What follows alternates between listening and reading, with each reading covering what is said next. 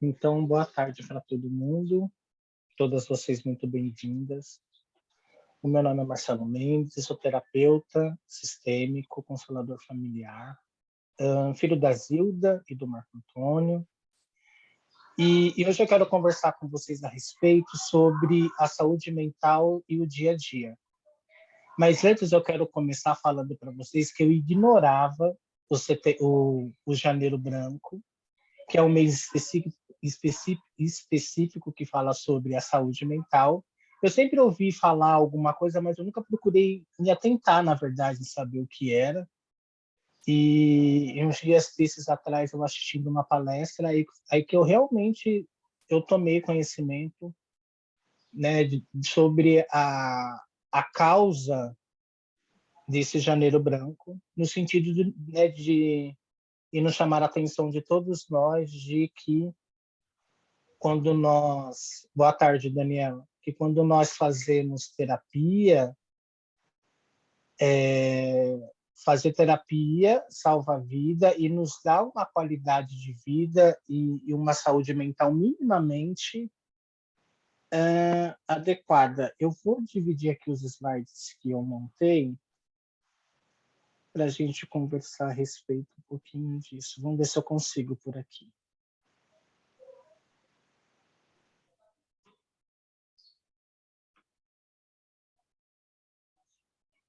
Meninas, vocês estão vendo alguma coisa aí? Sim. Vocês estão Sim. vendo o slide? Ah, maravilha, Está. que bom. Então, a palestra, gente, se tiver algum erro, alguma coisa meio torta, como eu já estou vendo aqui, faz parte. Eu estava fazendo esses slides hoje de manhã e já fiz para a palestra de amanhã também.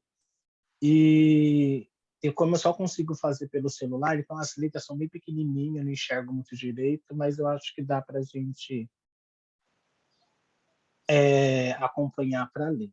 Então, eu escrevi, né, que palestra saúde mental e o dia a dia, Janeiro Branco. Aí,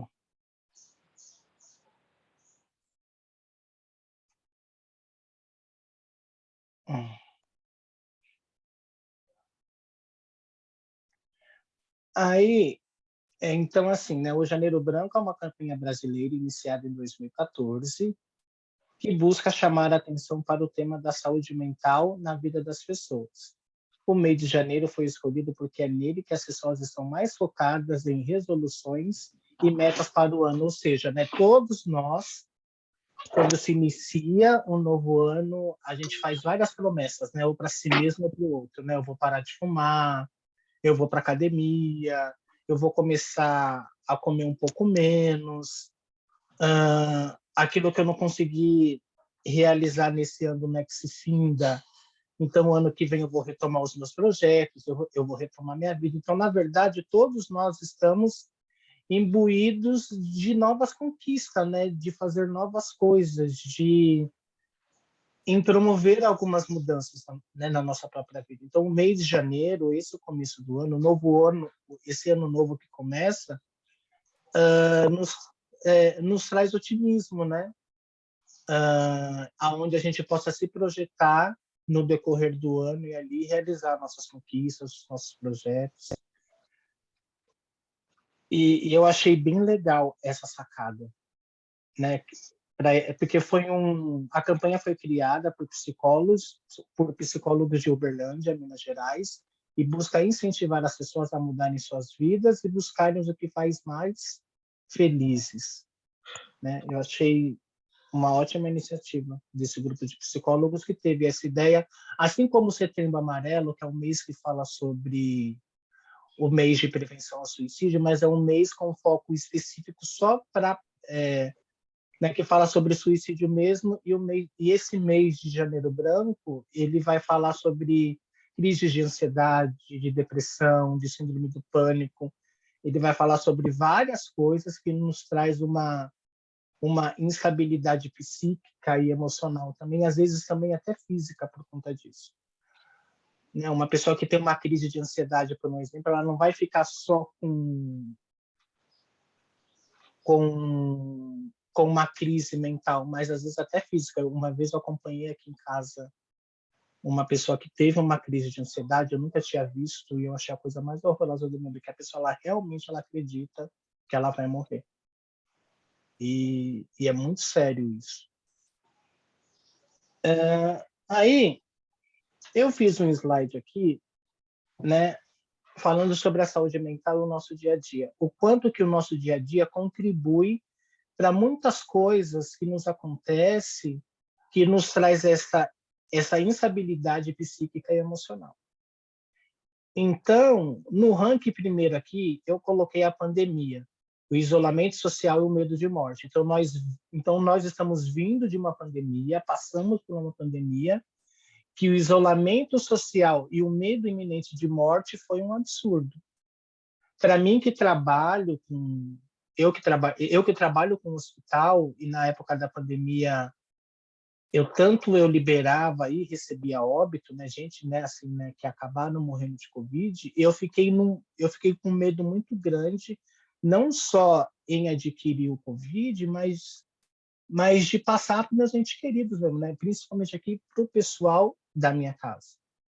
E o pessoal e esse pessoal que eu moro aqui, eles piraram um pouco na batatinha, porque eles proibiram todo mundo de entrar dentro de casa, eles transformaram a minha vida num inferno, porque eu trabalho em hospital, e se caso se eu viesse com alguma coisa, então para mim foi um período muito difícil. Porque além, né, em acreditar que em algum momento eu poderia morrer, e como eu acho que todo mundo, em algum período, em algum momento, eu acredito que deva também ter ficado com medo, então isso acabou, o isolamento social acabou aumentando as crises de ansiedade, o número de tristeza, de pessoas com depressão, com estados melancólicos, o índice de pessoas, né, que acabaram cometendo suicídio aumentou muito nessa época de pandemia e pós-pandemia também. E o medo de morte, né, eu acho que é o primeiro maior medo do mundo, né? Porque todos nós temos essa certeza, né, sobre o nascer, mas ninguém quer morrer, e a morte também ela faz parte. E para nós que somos eu acredito, né, que pelo menos para mim eu sou um sobrevivente, porque eu não acabei pegando Covid, por um exemplo, né? Eu não perdi nenhum ente querido por conta disso, mas eu vi a aflição das pessoas, a revolta, o medo, a insegurança de acabar ou pegando mesmo Covid, ou de perder alguém, ou de morrer também. O segundo aumento de crises de ansiedade é o aumento de uso de drogas ilícitas e ilícitas, né? Então, nós sabemos que tanto o álcool, as drogas, elas trazem um aumento de ansiedade muito grande, principalmente no uso de drogas, né? E para quem bebe, para mim que já fui usuário de drogas, eu sei muito bem como é que é isso, né? Porque para tudo, eu estou feliz hoje, então eu ia para o bar, abrir uma cerveja e vamos usar droga. Eu já estou muito triste, eu tive um estresse no meu serviço, então vamos para o bar, abrir uma cerveja e usar droga. Então, tem muitas pessoas, né, que procuram resolver os seus problemas desse jeito, mas tem aqueles que estão com uma crise de ansiedade, vamos tomar trocentos remédios sem receita, vamos tomar remédio para dormir sem receita. Então, tudo aquilo que a gente cria uma compulsão para sanar algo no nosso corpo físico, seja para ficar mais calmo, tranquilo, relaxado, o uso desses medicamentos, como a droga, a bebida, elas aumentam também em algum nível esse estado de crise de pânico, de ansiedade, de medo, de insegurança. Porque eu conheço pessoas que elas tomam remédio para acordar e elas tomam remédio para dormir também. É um círculo vicioso que não para nunca. E elas nunca estão bem. Elas sempre estão mais ou menos. E para quem faz uso de droga também é a mesma coisa. Primeiro, porque acredita que não está fazendo mal para ninguém, mas são pessoas que, no final das contas, elas acabam se colocando em risco, porque se elas pegam um carro ou alcoolizadas ou drogadas, elas podem acabar cometendo um acidente, ela pode matar pessoas e se matar também. Então, essa montanha-russa que nós temos emocional todos os dias, com algum tipo de acontecimento, agrava o aumento dessas coisas, tanto o uso de remédio, de droga, de comida, sexo também. Né? Ah, eu tô carente, eu tô me sentindo sozinho. Meu, eu conheço pessoas que elas gastam o pagamento dela todinho, né, de trabalho com se divertindo em casa, em casas de, né, de garotas, né, de programa, por exemplo. Satisfazer algo que, né, que falta emocionalmente dentro delas, então elas compensam com essa compulsão a nível de sexo. Deixa eu ver aqui. Deixa eu passar um outro slide aqui. Uma outra coisa que causa grande estresse hoje no mundo inteiro é a radicalização política, ou seja, né, se eu tenho um político A, um político B, isso trouxe muitos problemas para algumas famílias, né? Ou que são A ou que são B. E isso fugiu totalmente fora, não só no âmbito familiar, mas no nosso âmbito profissional, dentro do nosso trabalho, em nós como sociedade como um todo, né? Aquele público que tem um político A, um político B, que causou grandes estresses, brigas e discussões na nossa família em si como um todo.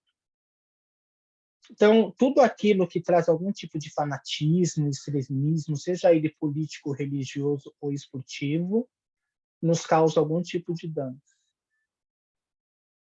como inimizades, até mortes físicas, agressões, né? Eu conheço pessoas, né? Que eu vim de uma época de infância. Eu sou corintiano, mas eu não sou fanático. Mas eu nunca consegui comprar uma camiseta do Corinthians e sair na rua, porque eu cresci numa época que as pessoas apanhavam dentro de ônibus, que apanhavam no meio da rua. Isso me causou um medo, um estresse tão grande que eu não consigo usar nada que relembre algum tipo de time, por exemplo. Assim, eu não uso, eu não compro. Hoje eu evito entrar em discussões políticas, por exemplo. E eu tomei muito isso para minha vida hoje, né? Que política, religião e sexualidade a gente não se discute. Porque as pessoas elas não querem ter paz, elas querem ter razão, elas querem te convencer de que o fulano A, que o fulano B é ruim, que vai fazer mal para o país e etc. E aí ele vira aquele combo de confusão, de estresse, porque ambos querem convencer um ao outro, porque o outro não presta ou que o outro é bom, e acaba causando ali estresse, ansiedade, nervosismo, inquietação, né? Isso também no nosso dia a dia acaba desencadeando em nós essa coisa da ansiedade, da irritabilidade, do nervosismo também.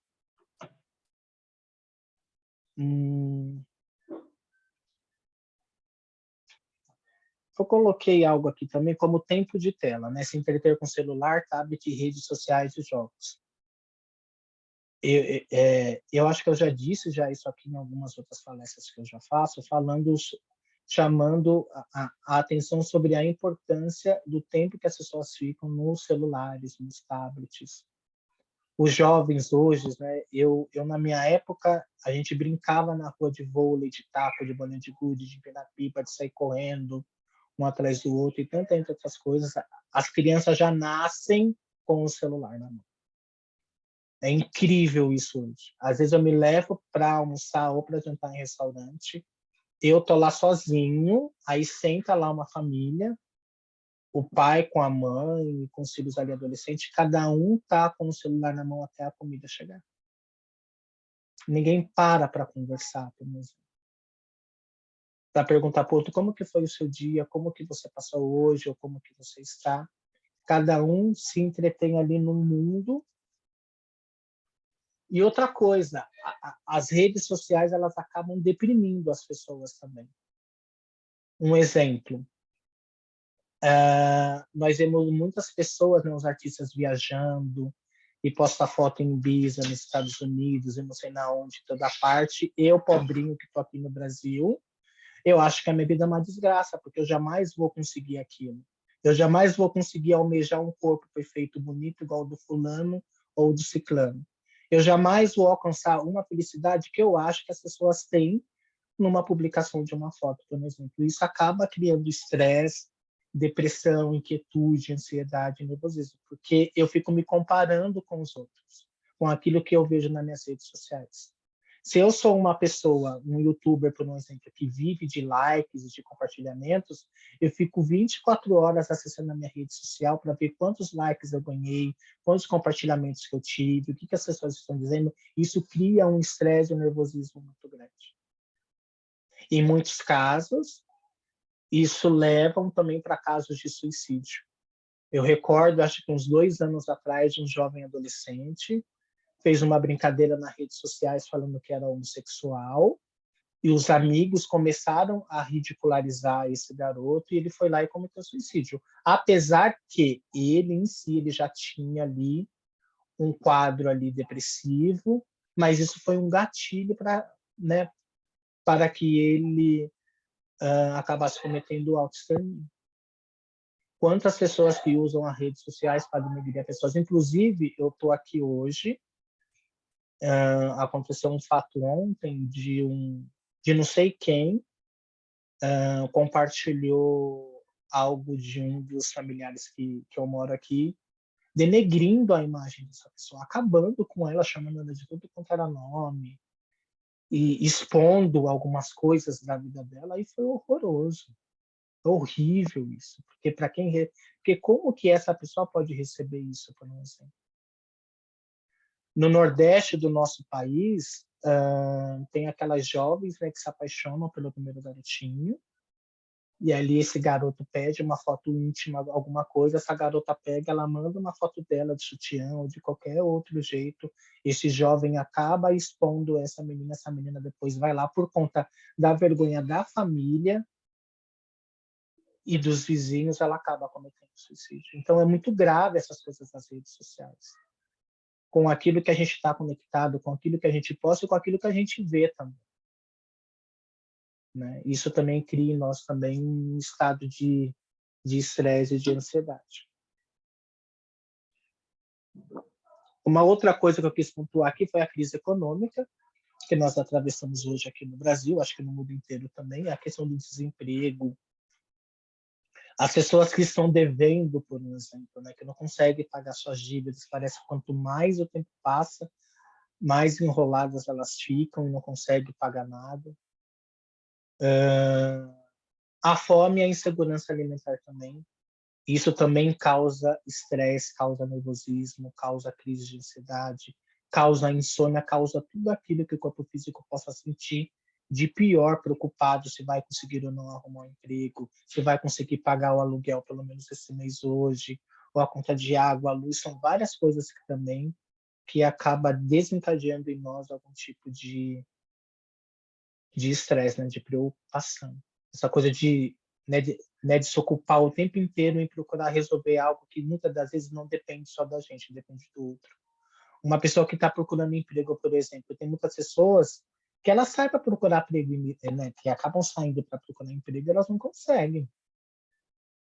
É todo dia matando leão por dia, pedindo dinheiro emprestado para as pessoas procurar emprego. Eu já passei por isso, eu sei como é. E é muito difícil. Né? A fome, né, que no Brasil aumentou, não só no Brasil, acho que no mundo inteiro. Nós tivemos agora recentemente aquele caso com os índios, né, com os Yanomamis lá na Amazônia, aquele negócio é horroroso. As crianças, os adultos, acho que teve uma mulher que acabou morrendo por conta da questão da fome. Eu fico imaginando essa geração que cresce passando fome, que cresce num ambiente com, né, que é onde passa várias necessidades, como que vai crescer esse jovem, como que ele vai se tornar adulto. Né? É bem preocupante.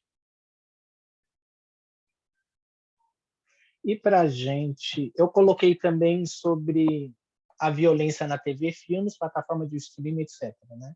Que é a espetacularização do medo e violência.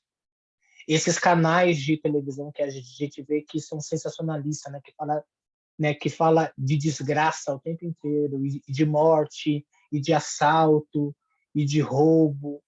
Para quem se alimenta disso 12 horas por dia, não consegue sair na rua, porque ela acha que se ela sair na rua, alguma coisa vai acontecer com ela.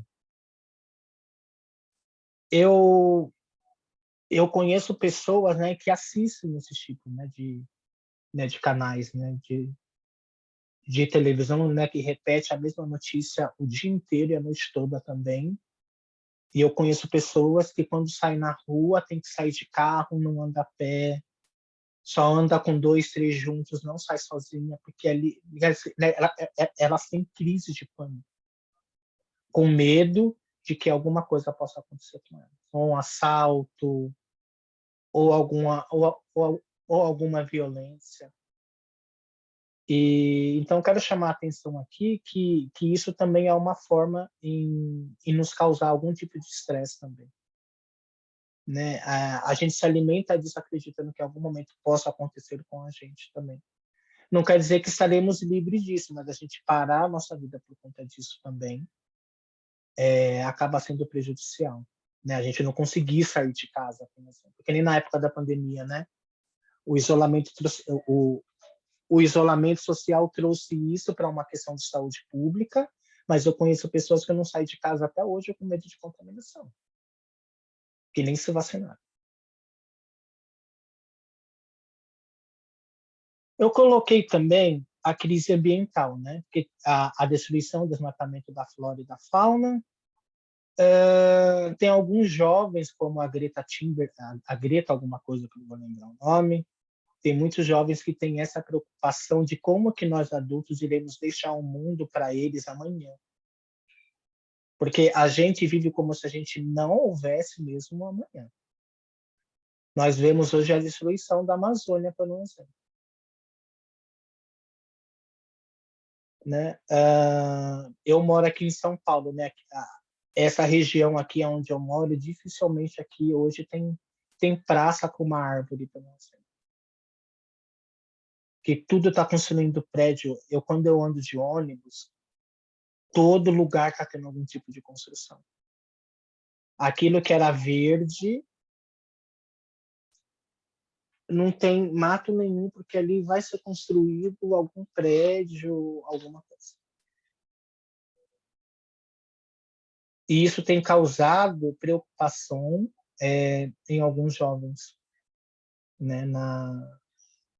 A gente vê isso muito nas escolas, por exemplo, quando o professor faz algum tipo de trabalho, os jovens eles vêm com essa questão dessa preocupação com o nosso planeta, com o nosso país como um todo. Então, a Organização Mundial da Saúde diz que saúde não é ausência de doenças. Uma boa saúde tem que ser física, mental e emocional e espiritual. Ela é sistêmica. Nós temos que olhar para o nosso âmbito de saúde holisticamente. Um exemplo, você pode estar se sentindo péssimo e fazer uma bateria de exames e não acusar nenhuma normalidade, é verdade. Quantas pessoas, né, que falam, eu estou sentindo isso, eu estou sentindo aquilo outro, eu sinto uma palpitação, eu sinto não sei o quê. A pessoa vai no médico, ela faz uma bateria de exames e não dá nada.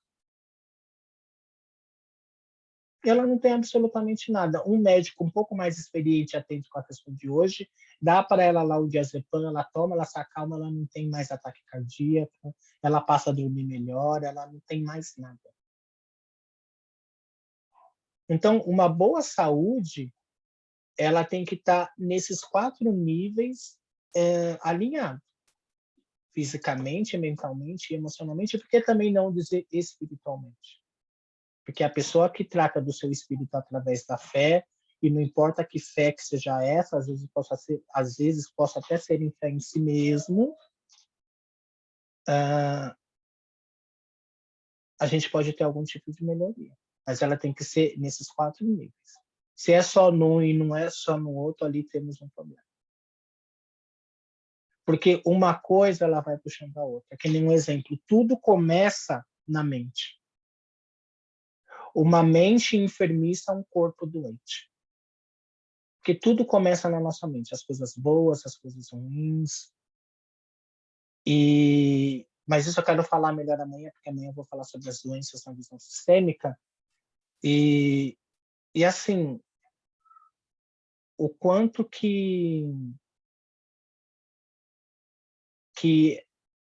né, que se a gente não faz essa higienização mental, né, seja através de algum exercício físico, seja através de um trabalho com psicoterapeuta, com psicólogo, com psicanalista, com psiquiatra, alguém que goste da terapia holística, que faça ali um tratamento de médio a longo prazo. Eu escutei isso, né, de uma professora minha ontem, ela falando, né, você nasceu, você tem pai, tem mãe, tem que ir para terapia. Porque o mundo com que nós vivemos hoje, com as coisas que nós temos observado, vivenciado no nosso dia a dia, se nós não tivermos uma boa saúde psíquica e emocional, a gente não sobrevive a esse mundo, não. A gente enlouquece. Porque é muita coisa. Ter que dar conta o tempo inteiro da nossa vida, ter que dar conta da vida do... E a gente quer dar conta ainda da vida do outro, se preocupar com outras coisas que não é nossa, aprender também a separar as coisas. Procurar vivenciar e ficar só com aquilo que é nosso. E deixar com que o outro se responsabilize, deixar com que o outro resolva as suas questões. A pergunta aqui é, o que eu posso fazer por mim hoje? Né, com o que a gente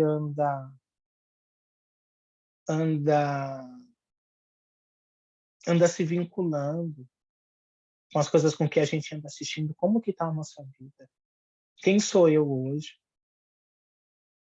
E tem muitas pessoas que não vê o nosso trabalho, porque, deixa eu ver aqui, eu acho que só tem só terapeuta aqui, eu acho.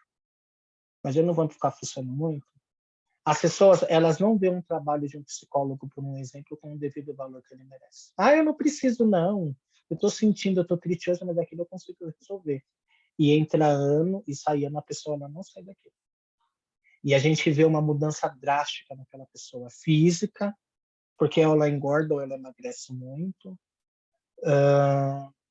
A gente percebe que a qualidade de vida dessa pessoa piora, tanto emocionalmente e psiquicamente também, porque a pessoa ela passa a reclamar o tempo inteiro, e quem reclama não vê solução para nada, ela acha que a vida é aquilo mesmo, e que não tem jeito, que quer morrer, e ali começa todo um processo melancólico de tristeza, e tudo isso que a gente tem visto e observado.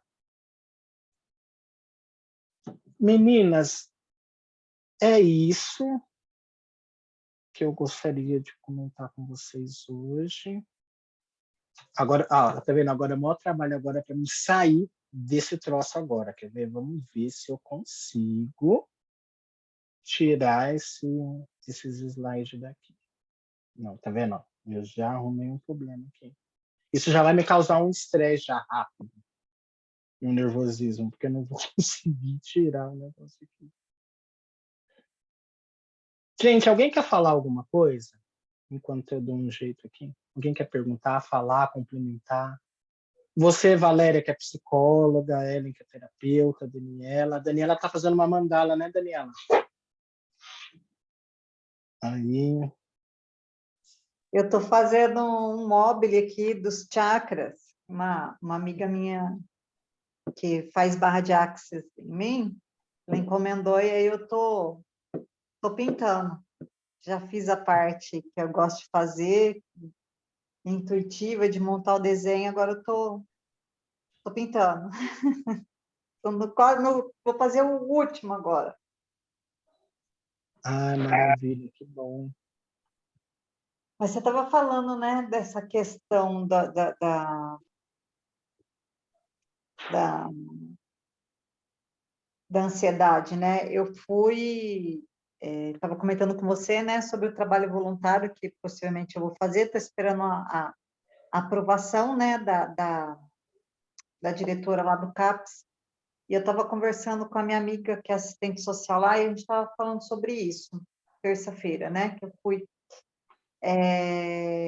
como tem pessoas lá no CAPS com crises, que vão para lá, assim, com crises de ansiedade, assim, gritantes, gritantes.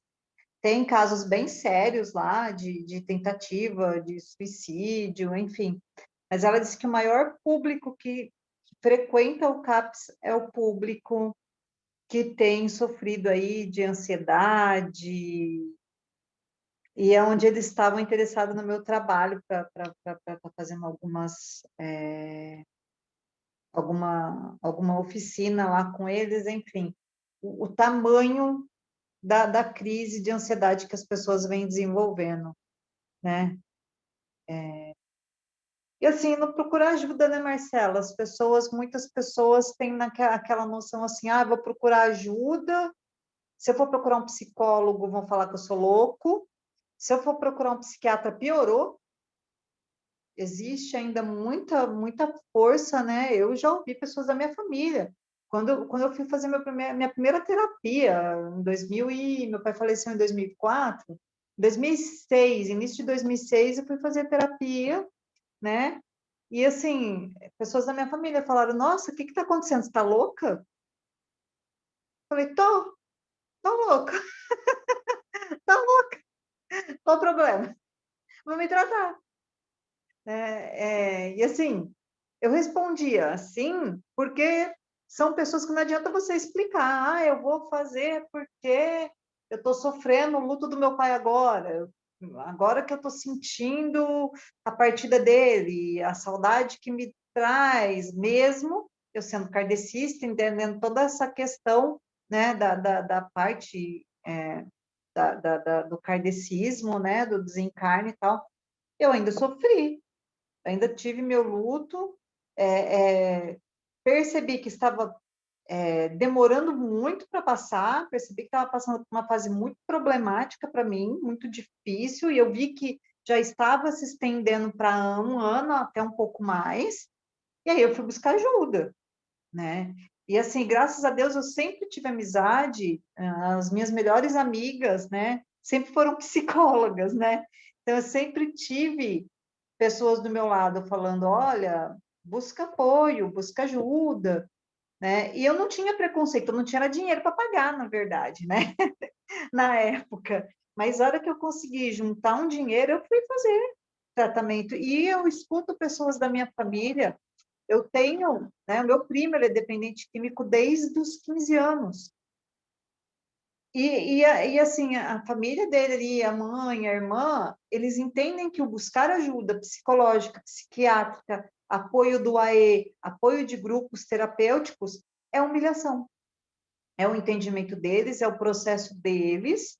Eles entendem que buscar uma ajuda de internação, para eles, é humilhação eu pedir socorro para um grupo terapêutico, né? É humilhação. E com muito custo, meu primo foi buscar ajuda psiquiátrica, mas a própria família precisava também, né? A mãe e a irmã ali precisavam também de um apoio, mas para elas, todas as vezes, eu, enquanto assistente social, não era nem como sobrinha e como prima, eu falava, gente, eu não estou falando com vocês como sobrinha e como prima, eu estou falando como profissional, como assistente social. Busca ajuda, vocês precisam de ajuda, né? E elas têm a fé delas, só que só a fé em Deus, na Bíblia tem o versículo que fala, faça a sua parte que da minha eu te ajudarei. Tá lá. Deus deixou esse recado, né? Ele não vai fazer enquanto você ficar sentada. Eu falava, tia, você lê a Bíblia está escrito isso. Então, faz a sua parte, vai, faz, busca ajuda. Mas, infelizmente, ainda a gente tem muito isso. Meu marido tem muito isso, né? Ah, você foi no psiquiatra tomar remédio, depois da morte da minha mãe, foi buscar ajuda, né? E foi depois que eu fui buscar a terapia, que eu fui conhecer a terapia holística, fui conhecer o reiki, fui conhecer todo aquele processo que você já sabe, né? Da minha história, né? E as pessoas têm esse estereótipo, essa, né? Ainda o psicólogo é para louco, o psiquiatra ainda é para louco. Gente, eu falo, todo mundo tinha que ter o seu psicólogo, tinha que ter o seu terapeuta, tinha que ter, porque é uma coisa que eu vou falar. Como assistente social, uma vez eu estava conversando com um paciente lá do Luci, eu comentando, falou, porque a minha psicóloga... paciente colocou a mão na cabeça, você vai na psicóloga? Eu falei, claro que vou. Né? Eu preciso de uma psicóloga. Você não tem psicóloga aqui no Lucipa? Está com você? Está te apoiando nesse processo de reabilitação e tal? Então, um assistente social não pode ter um psicólogo. Um psicólogo não pode ter o psicólogo dele. Gente, então as pessoas que vão criando essas imagens, né, Marcela, também, né? E esquecem desse profissional tão... que eu falo, se não tivesse propósito para Deus, Deus não teria dado a chance de ter, como os médicos, né? Então, é porque tem um propósito aqui na Terra, né? E quando Então, você fala a respeito da Bíblia, né, que nem eu estava pensando em Jesus, por um exemplo. Né? Mas eu não acredito em Jesus. Ótimo, então vamos tratar Jesus como uma personalidade histórica. E ele era tão terapêutico, né? Amar ao próximo como a ti mesmo. Olha que lindo, né? Uma outra coisa, Pedro, não perdoa só 7 vezes, mas até 70 vezes 7 vezes. Já antevendo, há mais de 2.000 anos depois, o câncer, né? Porque o perdão, a falta de não perdão a si e para o outro está muito relacionado ao câncer. sim. Né, que tá muito relacionado à mágoa, a ressentimento. E eu acho tão terapêutico, porque quando a gente tem essa consciência de procurar um profissional, que você está colocando aí, né? As pessoas, elas veem com preconceito, elas acham que você está ficando doida mesmo. Elas veem com muito preconceito alguém que faz um trabalho psicoterapêutico ou que tome algum tipo de remédio no período, acho que você está totalmente fora da casinha. Sim. E quando você coloca a questão do seu primo, né, que é dependente químico, a gente acredita, eu quando falo a gente, porque eu também me coloco nesse lugar, a gente acha que a gente não tem problema nenhum, que na hora que a gente quiser parar, a gente para. Sim. A gente acha que a gente não precisa de ajuda, que a gente não está fazendo nada. E se fala, eu faço mal para mim mesmo, não faço mal para ninguém. Isso é uma mentira, porque a família acaba ficando codependente desse familiar que tem algum tipo de dependência química, preocupado se comeu, se está devendo alguém lá na biqueira, se essa pessoa ela passa 2, 3 dias fora, causa ali uma preocupação. Então, ela não prejudica só ela sozinha. Há outras pessoas que acabam entrando nessa mesma onda em viver junto com a vida daquele familiar aquela desgraça, porque a gente não pode dar um outro nome para isso. Sim. E a dependência química, né, numa ânsia da gente, é o que eu estava falando, né, de ficar mais calma, eu quero relaxar, vai lá pro bar tomar uma cerveja. E que não há nenhum problema nisso. O problema não é você tomar uma cerveja, o problema é isso se tornar um hábito todos os dias, né? Que hoje começa com cerveja, amanhã uma caipirinha, aí amanhã você termina a vida tomando pinga, aí você já vira um alcoólatra, né? E, e, é, e é muito preocupante mesmo. Essas questões do nosso dia a dia que a gente vai passando e a gente vai remediando com várias coisas, seja ela com remédio, seja através de algum outro tipo de compulsão, enfim. Bem pontuado isso. Alguém quer falar mais alguma coisa? Ellen, você, Valéria? Eu, Fala, Valéria.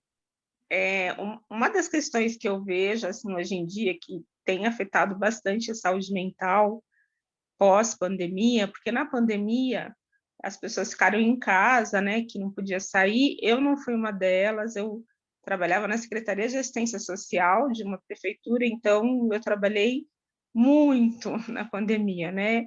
Não fiquei em casa. Então, assim, para mim foi muito natural, né? Eu não tive esse trabalho remoto, então não passei pela experiência. Mas eu vejo que as pessoas que tiveram essa opção de trabalhar em casa, elas têm muita dificuldade hoje no retorno no trabalho dentro da empresa, né? Então tem uma resistência muito grande. E isso eu vejo algumas questões que afloram muito. Às vezes a pessoa já tem, né, uma tendência à depressão, já tem alguma coisa ali interna, né? Essa questão do ficar muito sozinha, muito solitário. As pessoas têm ficado muito solitárias hoje em dia, né? Então, eu fico no LinkedIn e tem, assim, muitas pessoas, né, que defendem muito, né, não, trabalho o home office, mas eu acho que é preciso repensar, né, porque tudo bem, você não vai pegar um ônibus, você não vai pegar trânsito, mas você não vai ter a convivência diária com seus amigos de trabalho. Então, assim, essa convivência, ela é essencial, né? O ser humano, ele é um ser que ele nasceu para viver em sociedade, né? Com outras pessoas, não ficar isolado. E eu tenho uma amiga, ela trocou de emprego e aí ela tinha duas propostas muito boas. Uma era home office e a outra era presencial híbrido, né? E aí ela veio me perguntar o que eu achava. Eu falei, olha, eu acho que você deveria ir para o híbrido, porque pelo menos assim você vai ficar em casa alguns dias, mas alguns dias você vai para a empresa, né? Para essa parte do social mesmo. E aí ela não prefere ficar em casa por conta do. E aí pensa nas facilidades, né? Na parte econômica, porque eu vou economizar no almoço, no transporte, no combustível. E hoje, passado alguns meses, ela tem desenvolvido uma questão assim, de começar a ver as pessoas que vão na casa dela. Então, essa pessoa tem uma energia ruim, aí essa pessoa não pode ir mais na casa dela. Então, ela está desenvolvendo, porque aí, assim, ela quer ficar cada vez mais sozinha. Isso é muito, muito, muito complicado. Eu atendi uma menina que ela bateu o pé, que ela queria fazer o atendimento online, e aí eu atendi, né, para ver qual era a situação, e ela falou que ela não tinha coragem de sair da casa dela para ir para o consultório, não tinha. Então, assim, só podia fazer o atendimento online, porque ela morava só com o namorado, aí ela deixou de fazer compra, porque ela fazia, alguém entregava, a comida alguém entregava, então, assim, ela estava completamente isolada. E aí a gente começa a enxergar o mundo como um mundo muito, muito violento, né? Porque você só vê o mundo pela televisão, você só vê o que acontece pelas redes sociais, e às vezes o que chama atenção é o negativo. Então, é um crime que aconteceu, porque é isso que vende, né?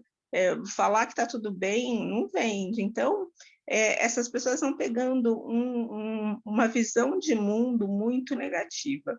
Isso, assim, eu acho que é alguma coisa que futuramente vai dar bastante problema para essas pessoas que têm essa dificuldade. Então, acho que isso tem prejudicado muito a saúde mental, muito. Vejo as pessoas muito solitárias. Às vezes é uma mãe que eu lembro que eu tenho 2 filhos assim adolescentes. Quando eles eram pequenininhos, para mim sair para trabalhar era um descanso, porque era a oportunidade que eu tinha de sair, conversar com outras pessoas, porque o trabalho de mãe é cansativo. E hoje eu vejo mães de crianças pequenas que têm que trabalham em home office, têm que cuidar do filho e têm que trabalhar. O trabalho multiplicou e ela não tem essa pausa que antigamente a gente que trabalhava fora, a gente tinha. Então, isso eu acho tem piorado muito a saúde mental. E uma coisa que eu peguei como propósito esse ano foi rede social. Eu desativei meu Facebook e agora eu vou desativar o Instagram, porque eu comecei a observar que eu perco muito tempo, perdia muito tempo em rede social, então você fica olhando a vida do outro. E quando você está olhando a vida do outro, você está deixando de olhar a sua vida. Então, assim, é um tempo que eu podia estar lendo, que eu podia estar estudando. E, assim, eu fiz para mim e eu estou passando isso para os meus filhos, né? Então, esse ano nós vamos estudar. Então, eu tenho os meus propósitos, vocês têm o de vocês. Então, assim, a gente vai se organizar para, ao invés de colocar atenção em rede social, colocar atenção na gente mesmo. Isso eu também acho muito importante. Porque quando eu estou no Instagram, eu estou vendo a vida do outro. e a vida do outro ela é sempre muito legal, porque são fotos, né, desses artistas, é tudo foto editada, então, assim, tá todo mundo muito bem, e aí a gente vai se sentindo mal. A própria comparação, quando eu me comparo, eu já parto do princípio que eu estou numa posição inferior, porque a gente nunca se compara com quem tem menos, a gente sempre se compara com quem tem mais, né? Eu tinha uma professora que falava, quando você se compara, você olha a pessoa de baixo para cima, então não. Então, isso eu também acho que é bem preocupante, sabe? O quanto a gente perde tempo em rede social e a gente vai achando que a nossa vida não é tão legal.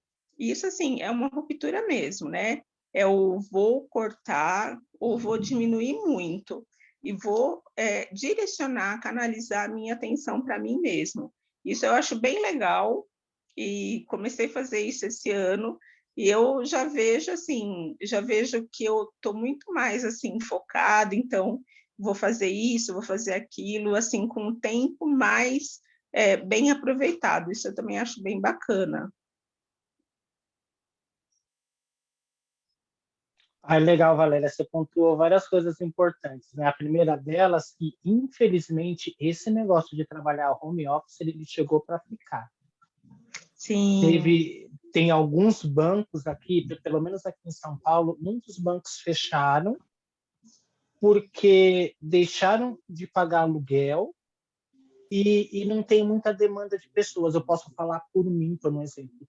Todas as minhas contas eu pago online. Eu não ando com dinheiro. Eu compro online, pago online, tudo eu faço online. Então, para que ter banco? Então, tem muitos bancos que... Eu tenho uma amiga minha que ela trabalha no Santander e ela trabalha para aquele negócio de Bangkok, que ela só faz transferência, só fala só com quem tem muito dinheiro que torna real em dólar, uma coisa assim. E ela trabalha home office. Mas isso antes da pandemia, ela já trabalhava em casa. Né? Então, esses trabalhos online, eles chegaram para ficar mesmo, que vai ter, é uma tendência. A questão é a gente saber equilibrar tudo isso. sim, Que sim. nem para mim, que sou terapeuta, eu atendo muitas pessoas online do Brasil inteiro. Já atendi pessoas de Portugal, da Espanha, dos Estados Unidos. E como eu não tenho espaço físico para atendimento, porque demanda dinheiro, aluguel, tem tudo, né? Sim. E eu não tenho uma agenda de clientes, assim, para falar assim que dá. Eu até queria ter um espaço físico para isso, mas no momento não dá. É trabalhar online. O problema é você equilibrar, porque é algo que chegou para ficar mesmo. E na pandemia isso ficou muito claro, porque todo mundo teve que se adaptar. Para quem não gostava do online, teve que teve que, né, teve que ir por esse caminho. Uma outra coisa que você trouxe importante é essa questão do isolamento, né? Que nem muitas pessoas, né, que passaram a conviver em casa 24 horas por conta da pandemia, nós vimos que muitas pessoas foram mortas, muitas brigas, muitas separações, porque todo mundo saía, né, de manhã e chegava somente em casa. Então brigava ali, deitava e ia dormir. Como as pessoas elas passaram a ficar muito tempo juntas, isso criou um estresse, uma coisa tão grande que nem eu mesmo, né? Eu adoro ficar sozinho, eu gosto da minha companhia. A solidão para mim não é um problema no sentido que eu emocionalmente fico assim, ai, ninguém me ama, ninguém me quer, ó céus, a vida. Eu adoro ficar sozinho, eu gosto de fazer coisas sozinho. Que nem eu vou para o cinema sozinho, eu vou para restaurante sozinho, eu tenho prazer com a minha companhia, mas isso sou eu. Tem pessoas que não conseguem, eu consigo ficar tanto bem com pessoas e tão bem também sozinho. Mas essa questão do isolamento, né, quando você traz essa questão de trabalhar em casa, porque para quem sai para trabalhar, então vê gente, pega ônibus, conversa com pessoas, tem mais contato com pessoas, é benéfico, mas e ficar em casa também o tempo inteiro ali, então, no caso, se eu trabalho em casa, então eu tenho que procurar algo ali depois que eu possa ter essa interação com outras pessoas, né? De ter uma vida social. Mesmo que seja só para ir na casa da minha mãe, do meu pai, visitar um filho, fazer uma programação diferente com o marido e com meus filhos. Eu acho que nós temos que equilibrar tudo isso. Eu acho que se a gente souber equilibrar, eu acho que todo mundo vai acabar vivendo bem. O ruim é quando você fica extremista nisso, né? Eu não saio, eu não faço mais nada, tudo eu recebo em casa, eu faço tudo em casa, pago conta, como, fulano vem, traz a comida, e não sair mais, eu acho que é um problema. Mas eu acho que a gente tem que cuidar. Eu acho que demanda uma conscientização, né? Assim, a pessoa tem que ser consciente do que está acontecendo, né? Então, quando estou trabalhando em casa, então o que eu posso fazer? Quais são os momentos que eu vou ter para poder sair? Que seja para ir num parque, que seja para tomar um sol, né? Mas assim, tem que ser algo consciente, porque às vezes a gente entra naquele modo do piloto automático, né? Então, eu vou fazendo as coisas sem pensar muito, né? Sem pensar no que me faz bem. E aí eu acho que é bem, sabe, bem complicado. Às vezes um modelo que é híbrido, né? Ou às vezes a própria consciência do não, então trabalhei em casa, então talvez ir para uma academia, né? Ou mora no prédio e vai descer, mas é bem importante que eles consigam ter um pouco de interação, né? É essencial, é muito bom, é muito bacana. Minimamente, né? É o mínimo. E quando você traz essa questão das redes sociais, eu acho legal, que nem eu não fico enfurnado o tempo inteiro, que nem às vezes quando eu saio daqui de casa para me trabalhar, o meu celular ele vive no silencioso, porque eu não gosto de ser incomodado. Se alguém morrer, se alguém precisar de mim, na hora que eu abrir o celular e ligar, eu vejo. Mas o meu celular é 24 horas no silencioso, porque eu não gosto de ser incomodado. Então, eu só ligo o celular só no meu serviço, às vezes eu estou estudando, eu uso muito o meu celular para estudo, por conta das videoaulas, enfim. Mas eu dou um tempo para minha mente, tipo assim, eu fico totalmente desligado, eu vou fazer uma outra coisa, eu vou assistir uma série, eu vou assistir um filme, pego, vou dormir, eu faço qualquer outra coisa que eu não tenha essa necessidade ali de estar 24 horas na frente de um celular. E quando eu vejo, que nem a gente sabe, né, que tem muitos artistas, né, que estão lá postando fotos e que tá num lugar e tá no outro, muitas dessas fotos são montagem, tem muitos artistas que fazem isso, né, que fazem isso para ter ali um engajamento nas suas redes sociais, mas são muito mais pobres do que eu, viu? Você pode ter certeza de que tem muitos que é mesmo, que é muito mais pobre do que eu. Se eu acho que eu sou um lascado, tem uns que são muito pior que eu. Mas tem alguém que vai lá, que empresta a casa, que empresta uma roupa e tira, e tem todo ali um processo. Tem muitos artistas que mostram uma vida falsa nas redes sociais e estão em casa morrendo com depressão. Então, eu lido muito bem com essas coisas, assim, eu tenho amigos, enfim, a gente vai lá, comenta, curte, fala alguma coisa, mas quando você entra nesse processo, igual você falou, e eu tinha dito também, né, dessa coisa da comparação, é difícil. Aí te deprime, você acha que você não vai para canto nenhum, aí você entra ali num processo de desprestígio próprio ali que não é saudável. Se você pensar, por exemplo, num adolescente, né, que está iniciando, né, a vida, é bem complicado, né, porque aí eles são muito, né, eu tenho 2 filhos adolescentes, eles são muito ligados a isso, né, então, você só vai vendo, né, às vezes eu conto isso para minha filha, né, porque, olha, mãe, tá fazendo isso, olha, mãe, tá fazendo aquilo, eu falo, filha, nem sempre tá, né, às vezes é uma foto, pegou lá de uma viagem que foi, porque às vezes é uma necessidade da pessoa, né, eu lembro que eu trabalhei na Credicar, como operadora de telemarketing há muitos anos, né, no início da minha vida profissional. E aí, assim, entrou uma menina para trabalhar que ela era indicada de um dos diretores da Redcar. Então, quando ela entrou, aquele burburinho, né? Ai, você viu fulana? Ai, indicada. Ai, conhece o diretor. E a menina, ela se vestia muito bem, e aí, assim, ela mostrava umas fotos, né, na época não tinha rede social, ela trazia no final de semana, né, ai, porque eu fui, ai, tô morena porque eu fiquei o dia todo na piscina, né, então ela contava umas coisas, e aí as pessoas começaram a se afastar dela, ninguém queria conversar com ela, né, porque ela era meio arrogante, mas aí eu falei, gente, vamos conversar, né, vou conhecer a menina. E aí fui conversando, conversando, conversando.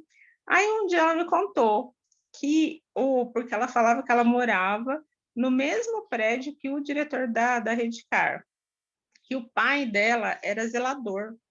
Então, o pai era zelador e aí ela morava no prédio do diretor mesmo. E aí eu fui entendendo. Aí, assim, fui para casa dela no final de semana, ela falou, Val, vamos no Sesc tomar sol. Falei, vamos. Aí a gente saiu do SESC, ela falou, olha, amanhã a gente vai falar que a gente passou o dia na piscina na casa de um amigo. E eu fui entendendo que era toda uma construção dela, né? Assim, poucas coisas eram verdade, né? Assim, claro que eram questões dela, né? Então, ela tinha questões difíceis. Então, eu crio esse mundo para mim, né? Mas é dela, né? Então, poucas pessoas a conheciam de verdade. Eu acho que às vezes é muito isso, né? Então, posto uma super foto de uma viagem, a pessoa nem está lá. Mas é preciso, né? Principalmente com os nossos jovens aí que estão vindo, para que eles consigam diferenciar, né? Para que eles consigam separar e ter essa visão crítica, né? De que nem tudo é. Então, isso Sim, também as pessoas elas ficam deprimidas com uma mentira falsa e achar que a pessoa tem uma vida maravilhosa é uma mentira. Ficar é, deprimido, se comparar com algo que não é verdadeiro. É é, bem complicado. Você quer falar algo, Ellen? Ellen, a Cássia, a Joyce, a Nádia. Fala aí, Ellen, um pouquinho. Foi uma ótima palestra, tem tudo a ver com também essa questão da saúde mental, da depressão.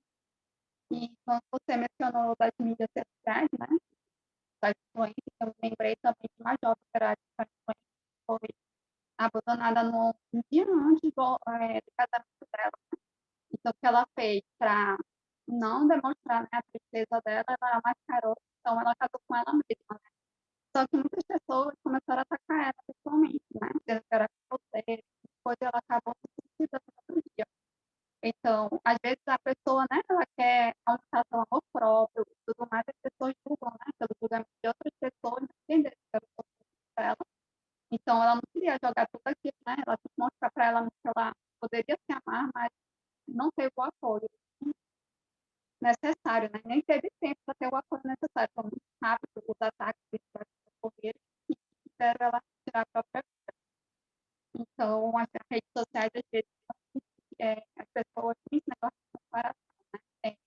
Mesmo a pessoa não estando bem, mas às vezes, como muitas vezes eu faço, eu às vezes me visto bem, me maqueio, tiro ótimas fotos para mim me sentir bem e postar foto que eu estou bem, assim, mas não significa que eu estou bem, mas é uma forma de aumentar a minha autoestima. Então, é uma forma das pessoas aumentar a autoestima, às vezes eu saio para um bom lugar para aumentar a autoestima dela, não é porque ela está bem, né? Às vezes ela nem está bem, às vezes ela fez um sacrifício, pegou, né, uma conta, mas foi investigar, estou estressada aqui em casa, vou ao cinema, mas vai que não falta no cinema, aí a pessoa já pensa, meu filho, ela está faz horas, tá não sei o quê, mas às vezes não, às vezes ela fez para tirar aquele fato que ela estava comendo. E as outras questões também que você falou lá, né? Sobre o preconceito da terapia, que fala como é importante. E tem profissionais bons e outros ruins, né? Já passei por vários. Então, teve uma ótima que eu peguei que me levou 3 meses de tratamento, né? Na época eu estava bem mal mesmo. E de remédio, né? O negócio do religiosa não chegava até mim. Era para me parar de tomar remédio, que não queria que não era um médico, né? Quem tem a determinação de dizer se é para me parar ou para tomar médico é o médico. As pessoas, né? Só por questão religiosa, que era falta de Deus, que era não sei o quê, sempre aquele lugar, né? Só por eu estar me sentindo mal, era falta de Deus, era pecado só tomar remédio. Era o tratamento que eu estava fazendo. E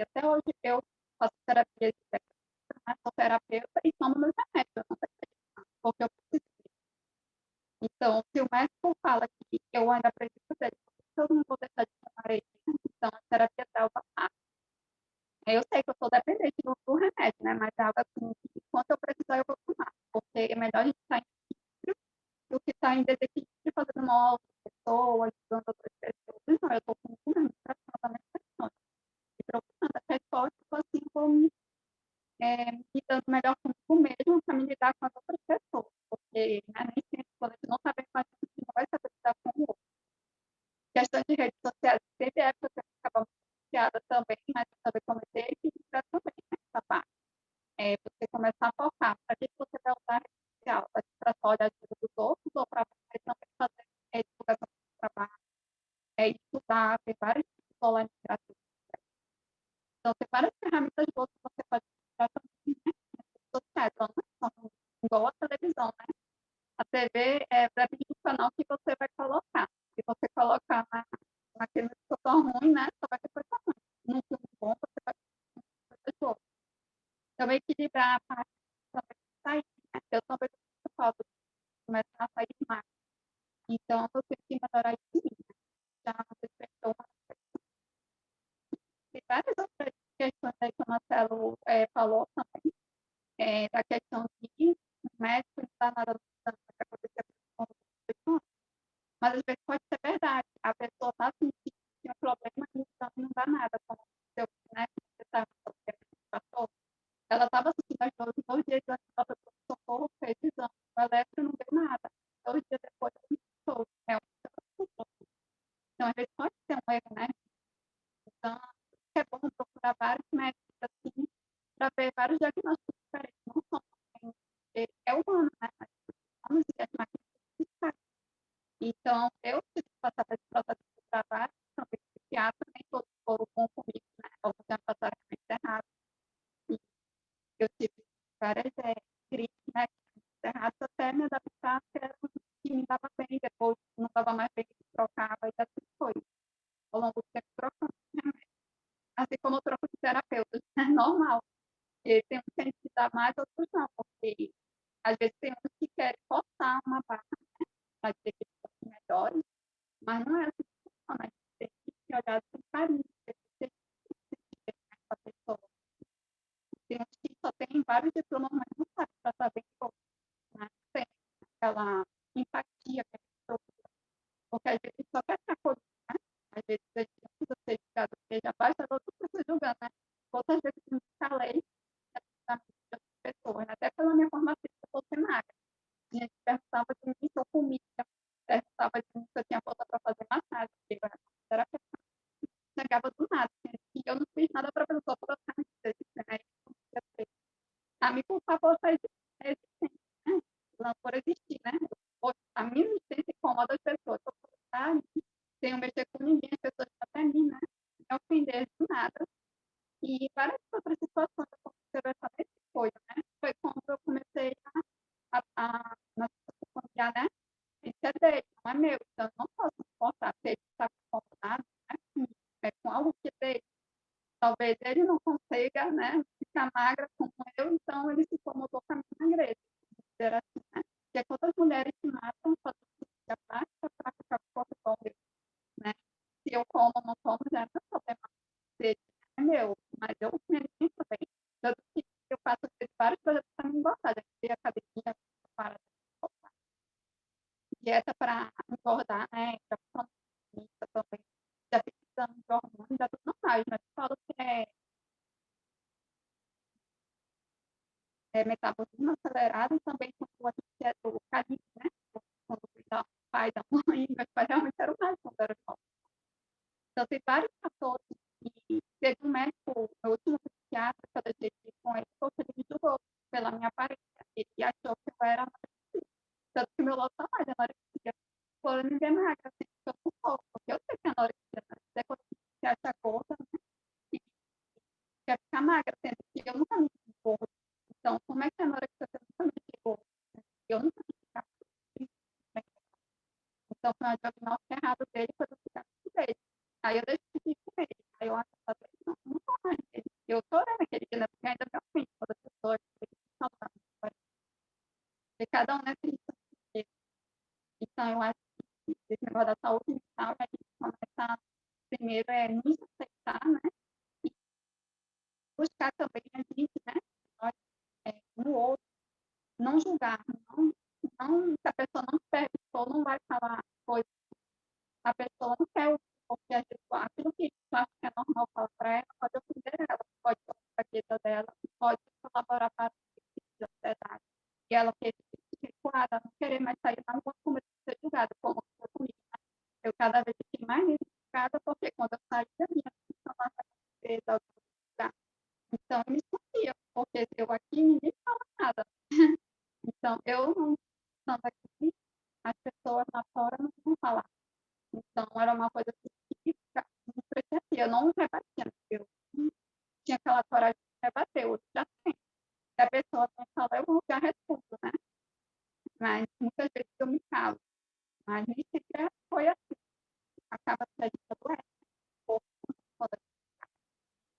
Então, às vezes as doenças da saúde mental é importante procurar terapia, porque a gente não coloca para fora, manifesta no físico, né? Como o Marcelo falou, a ansiedade muitas vezes falta de ar, o coração acelerado, você vai morrer naquela sensação e acontece mesmo, e acaba mesmo tornando outras coisas, como determinação do tempo muscular, vai tornando vários fatores que são porque começou a uma prática mental, espiritual, porque tudo vai abalando a emoção e desordem. Em todos os fatores, só social, mas em tudo, né? Até mesmo as amizades que você está selecionar, né? Você tem que colocar limite, nem tudo também é aceitar. Até que você pode, até que é saber dizer não, e saber rebater quando a pessoa se magoar, não ficar só tentando falar, por que você não pode dizer assim, sendo que você não fez nada para aquilo. Então, reagir às vezes então é isso. Me então, me chamou a palestra por causa desse saúde mental. Eu tenho que assistir. Gratidão por mais da palestra.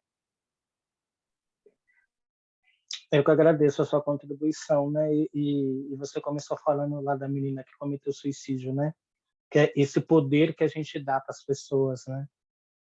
De você ver, ela foi julgada, teve toda aquela repercussão na rede social, e a pessoa ali, ela se sente, você acaba desencadeando vários sentimentos ali naquela pessoa, e se não é alguém que sabe, né, é esse perigo nas redes sociais, né? Essa, essas exposições que a gente tem, que a gente faz. Porque que nem para mim, né, que comecei a fazer vídeos, comecei a falar um pouco do meu trabalho, faço uma live ali ou outra. Esse momento que eu estou aqui agora me expondo aqui, que eu não sei, né, porque depois eu vou compartilhar esse vídeo lá no grupo, eu não sei onde que vai parar esse vídeo. E as pessoas podem gostar o tanto quanto elas podem odiar, elas podem ver só defeito, elas podem falar várias coisas. E se eu não tiver um emocional minimamente equilibrado para isso, eu não vou mais conseguir realizar esse trabalho que eu faço. É por isso que é a importância da terapia. Porque para quando vir alguém falar para você, olha, eu não gostei do seu trabalho, eu não gosto da forma como que você fala, eu achei uma porcaria aquilo que você fez, eu poder olhar para você e falar assim, ai, tá bom, eu estou dando o meu melhor. Mas para chegar nisso, é muita terapia. Porque você vai, né, porque em alguns momentos, né, da minha vida, muitas vezes eu já me senti péssimo assim, porque o outro não gostou. E esse momento que eu tô aqui hoje, o que eu faço hoje, é para me agradar primeiro. Eu tô muito bem aqui hoje comigo mesmo. Então tudo que eu sinto, esse bem que está me fazendo, possa ser minimamente um reflexo que eu quero passar de mim para alguém, para vocês, no caso. E a gente ali se conecta ali com o outro. Mas eu vou encontrar aqueles que vai achar o meu trabalho horroroso. E tá tudo certo. Se a gente não souber minimamente lidar também com as críticas, com aquilo que o outro fala, com aquilo que as pessoas vão pensar ao nosso respeito, a gente também cria um problema, porque a gente tem que aprender também a lidar com essas pessoas, com essas situações, que também é saudável, porque a gente não vai encontrar pessoas o tempo inteiro que vai concordar com a gente, que vai falar com aquilo que a gente gostaria de ouvir. É todo um processo, faz parte, né, da, né, das pessoas, entre nós humanos, assim. Então, eu acho que a gente tem que lidar com as coisas assim minimamente com equilíbrio, né? E falar, tá ok, né? Tá tudo bem. Agora, quando você deixa de ser quem você é para agradar o outro, para fazer as coisas para o outro, viver no mundo fantástico de Bob do outro e deixar de viver a própria vida, em se agradar, em dar o seu melhor, né? Em criar uma expectativa que você tem que agradar A ou B ou C, é complicado. É muito difícil, porque a gente não vai conseguir viver minimamente a nossa própria vida. A gente nunca vai estar satisfeito com nada, nem com a gente, que nem a Ellen colocou, acho que foi você que colocou esse negócio da aceitação. Nós temos que se aceitar primeiro. Porque quando eu me aceito primeiro, tudo aquilo que vier do outro, aquilo que for de bom já vai agregar com aquilo que eu tenho, aquilo que for negativo eu excluo. Excluo no sentido de que, ok, eu respeito a sua opinião, mas eu não sou essa pessoa que você está dizendo. Eu vou continuar vivendo a minha vida. O problema é quando eu absorvo isso do outro. Né? É muito ruim. Eu acho que é para isso que tanto a terapia, com psicólogo, com psicanalista, com psiquiatra, nós aqui que somos terapeutas holísticos, que é eu, a Daniela, a Cássia, a Nádia, a Valéria, que é psicóloga, a Joyce, eu não sei qual é a profissão dela, eu não sei se ela é terapeuta, mas assim, eu acho que todo esse trabalho, eles agregam um ao outro, e eu acho que toda forma de ajuda também é válida quando você realmente busca, que é o que você disse, Ellen, não há, a gente acaba encontrando bons profissionais e mais profissionais também. Isso também faz parte.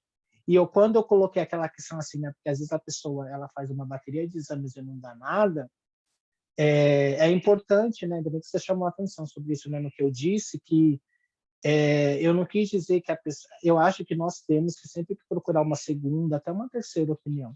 Mas tem aqueles que realmente, que nem eu conheço pessoas que fazem trocentos exames nos melhores hospitais, né, aqui em São Paulo, e elas não têm nada. E ali fica claro, pelo menos para mim, que é muito mais emocional do que físico, é psicológico, né? Que ela vai no médico, não tem uma causa, mas nem para falar para essa pessoa assim, olha, isso aqui, o que você tem é uma crise de ansiedade. Os psicólogos não falam isso para ela, fala que ela entra num estado, num dia que ela está um pouco mais assim e ali ela sente trocentas coisas, e passa mal e desmaia, vai para o médico, mas ela não tem nada, ela não tem problema cardíaco, ela não tem ansiedade, não tem nada, mas ela tem um troço dentro dela que faz ela passar mal. Que a medicina não consegue explicar isso, entende? Então, assim, mas é bom, porque né, se eu tenho algo, eu tenho que ir no médico, procurar saber o que eu tenho. Procurar, às vezes, uma segunda opinião, até uma terceira, e dependendo do que for diagnosticado ali, você pegar e fazer um tratamento, ok. Mas tem coisas que é emocional mesmo, assim, que nem os médicos sabem dizer o que a pessoa tem. Oi? E eu te digo, se eu não tivesse procurado um psiquiatra, tomado os remédios, né? Eu não estaria aqui hoje. Então, não ligar para algum pessoa assim, falta de não. Seguir o tratamento, não procurar as terapias, sim, né? Que é importante. Que foi importante para mim. Aí que eu tive.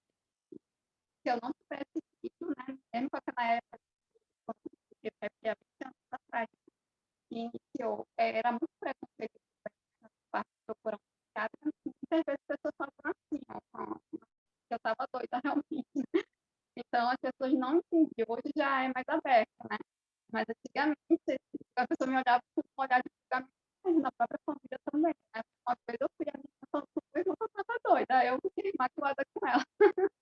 Mas aí eu sei que eu não estou, então, né? Tudo bem. O bom é que eu não deixei de tomar o meu remédio. Eu disse, quando precisar daqui, eu vou tomar.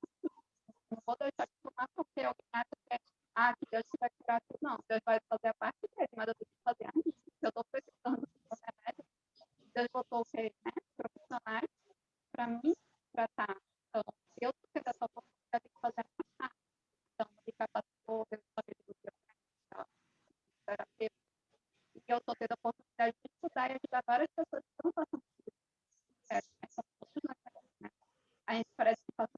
treinamento, né? A gente teve que passar pela dor para entender o que o outro vai vir até nós, né? Poder ter aquele respeito, tá? Porque talvez se a ela passado por aquilo, não saberia, né? Como lidar com a pessoa que está passando, talvez por aí. Gente, eu sei que eu coloquei, né, eu divulguei que eu iria fazer o sorteio de uma constelação familiar hoje, mas eu não vou conseguir fazer o sorteio porque eu vou atender uma pessoa hoje, daqui a pouquinho às 18 horas, e às vezes uma constelação demora em torno de 1 hora, de 1 hora e meia. Bom, eu sou uma pessoa que não tem pressa para me fazer constelação, então então pode levar esse tempo mesmo e eu vou acabar, eu posso ser que eu possa acabar atrasando a pessoa que eu vou atender, enfim. Mas eu... Cássia, você quer falar alguma coisa, Nádia, Joyce, para a gente ir encerrando? Meninas.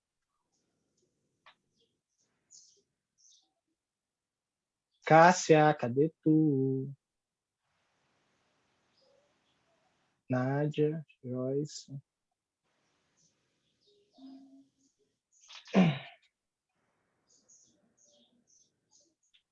Ah, a Cássia está falando que não quer falar nada e agradece. Oiê, Oi, Nádia.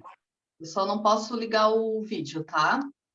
Mas assim, Perfeito. só dando um resuminho assim dessa questão de procurar terapias, assim, isso é importantíssimo, assim, procurar psicólogo para quem está em estado mais grave, psiquiatra, e a gente sempre trabalha essas terapias alternativas junto, né, com esse processo, porque dá muito resultado, é uma expansão de consciência muito grande. Então, assim, porque muitas vezes é caro, né, é muito caro, mas assim tem que ampliar esse olhar para colocar isso como um investimento, porque às vezes a gente fica gastando muito mais com remédios em farmácia, fica a vida toda ali achando que um remedinho, não os remédios indicados por psiquiatras, mas às vezes a gente fica pipocando, um indicou aquilo, outro indicou aquilo, e fica gastando muito mais do que se realmente fosse investir em uma sessão por mês, se puder pagar, né, pelo menos. Então, porque essas pessoas ajudam realmente a gente.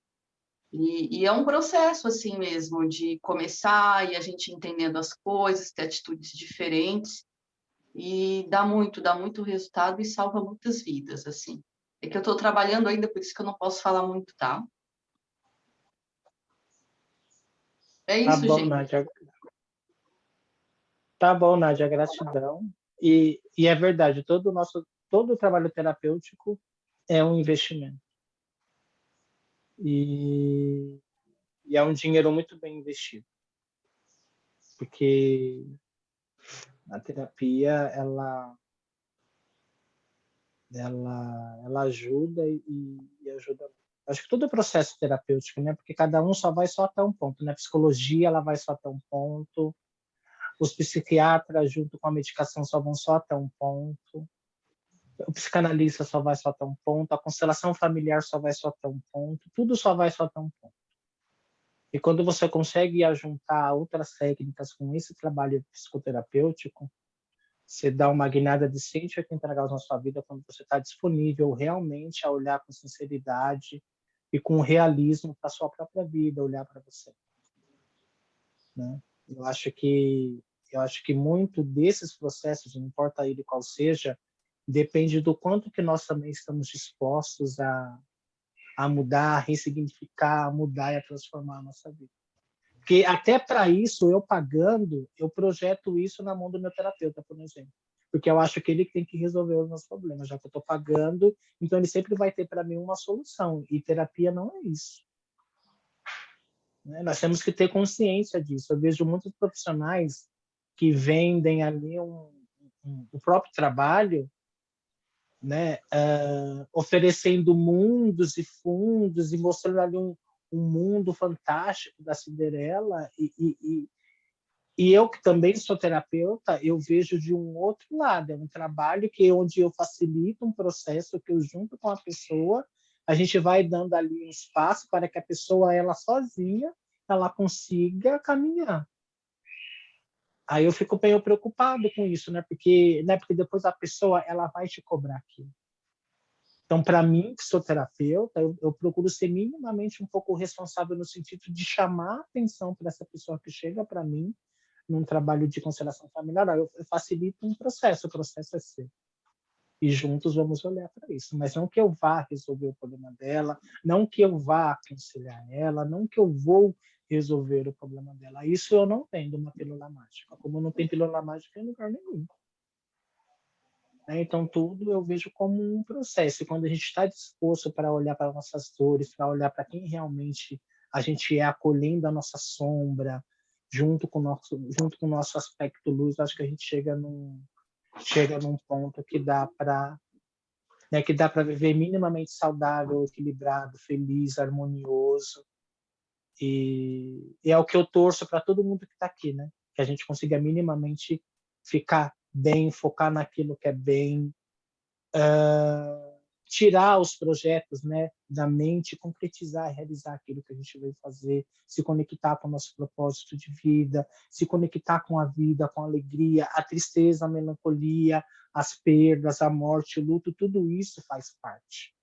A gente não vai conseguir ser feliz o tempo inteiro, isso é mentira. De que o tempo inteiro eu tenho que estar feliz, eu tenho que estar realizado, eu tenho que estar fazendo a vida. Infelizmente, eu tenho uma péssima notícia para nós aqui, que não funciona desse jeito, não é assim a vida. Que o tempo inteiro vai estar tudo bem, e não é isso, a vida não é isso. Porque tudo aquilo que a gente tem como ruim faz parte do nosso processo de crescimento, faz parte da nossa evolução. Nem todo dia é dia de Maria. Mas que a gente possa buscar recursos para isso. Se eu não estou aguentando mais, que eu vá buscar ajuda. E não confunda eu conversar com o meu melhor amigo e procurar um terapeuta. Porque o meu melhor amigo ele não vai ter técnicas, ele não vai ter ferramentas que vai me auxiliar psiquicamente e emocionalmente. Um terapeuta tem isso, o meu melhor amigo não. O meu melhor amigo ele vai ter achismo, opinião dentro do que ele pode dar, dentro da percepção dele. Ele vai estar ali como um palpiteiro e um conselheiro. O terapeuta não vai fazer isso. O terapeuta ele não vai passar a mão na sua cabeça. Você vai chegar com uma verdade, ele vai te mostrar um outro ponto de vista. E ali você vai ver o que você faz com aquilo. Então, porque tem muitas pessoas, eu não sei se vocês concordam aqui, né, que tem gente que não procura terapeuta. Ah, não, eu tenho meu melhor amigo, eu tenho uma amiga que ela me dá tanto conselho e me ajuda. Mas na primeira merda que der, você vai culpar ela. Você vai falar assim, né? Porque a gente fala isso, porque eu já passei por isso. Então, eu segui o seu conselho e me fudi. Eu fiz aquilo lá que você pediu e não deu certo. Aí eu vou ficar de mal com a pessoa, porque eu vou achar que ela me deu um mau conselho. E, na verdade, ela me deu algo mediante o que ela fazeria dentro das possibilidades dela. Um terapeuta não vai fazer isso. Ele vai te mostrar uma outra coisa. Então, que a gente possa colocar os nossos pés no chão esse ano de 2023, que só está começando. E esse ano ele vai ser maravilhoso se eu e você, se a gente conseguir determinar isso para nossas vidas. Independente do que possa acontecer. Seja nos aspectos bons e aqueles que é de ruim também. Mas que a gente possa ir caminhando e dando um passo de cada vez, é um processo. E que a gente possa sair dessa estagnação, que a gente possa ser minimamente feliz. Aí é o que eu desejo para mim e desejo para vocês aí. Estão comigo aqui até agora e um ótimo final de tarde, uma boa noite. Gratidão pela companhia. E se algo eu tenha dito aqui que faça sentido, né, que a gente possa minimamente aplicar isso na nossa vida, buscando uma ajuda, né? E que a gente possa se equilibrar mentalmente e emocionalmente cada vez mais, porque a vida está aí para ser vivida da melhor maneira possível que a gente puder viver. Então, um beijo para vocês. Obrigada. E até amanhã. Amanhã eu vou deixar estendido o convite, eu sei que é feriado, mas amanhã eu vou falar sobre as doenças na visão sistêmica. E espero contar com vocês amanhã aí também. Se não puderem participar, tem a gravação amanhã. E um beijo. Até Obrigada, tchau. Até amanhã. Tchau. Até amanhã, se Deus quiser. Tchau, gente. Até amanhã. Beijo.